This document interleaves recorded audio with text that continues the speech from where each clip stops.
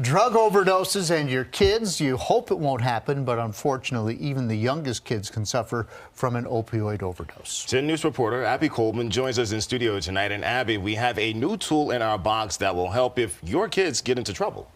Yeah, the best thing you can do is be prepared. Now, the last few days I've been looking into why it's important to carry naloxone or Narcan, even if you don't know someone in active addiction. The simple answer, you can't help if you aren't prepared.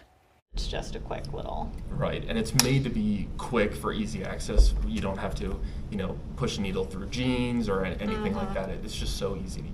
No parent wants to think about their child overdosing on opioids. But clinical pharmacy specialist for Carilion, Thomas Schmidt, says it's something we all need to be ready for. Children would perhaps get into medication thinking that it was candy, medication laying around, or maybe not even knowing what it is. We have had instances where we've heard of potentially friends sharing medication thinking this was Tylenol or this was ibuprofen or it was just something we got from, our parents' or grandparents' cabinets. I sat down with him to go over how to use naloxone or Narcan in case of an emergency. Fingers between the bridge, put it in your nose, and give a push.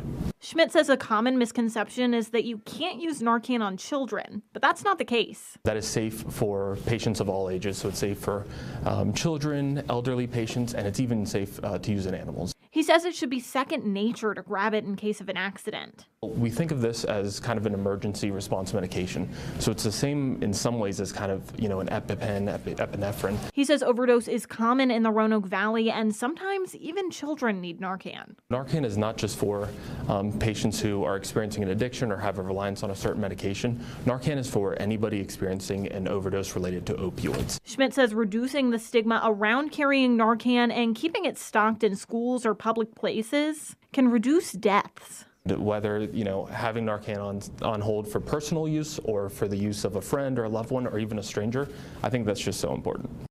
If you do use Narcan on someone, you have to call 911 too. The effects do wear off, and you'll need to make sure there's a medical expert on hand. To see where you can find it right here in the Roanoke Valley, look for the story I did yesterday on WSLS.com. In the studio, Abby Coleman, 10 News, working for you.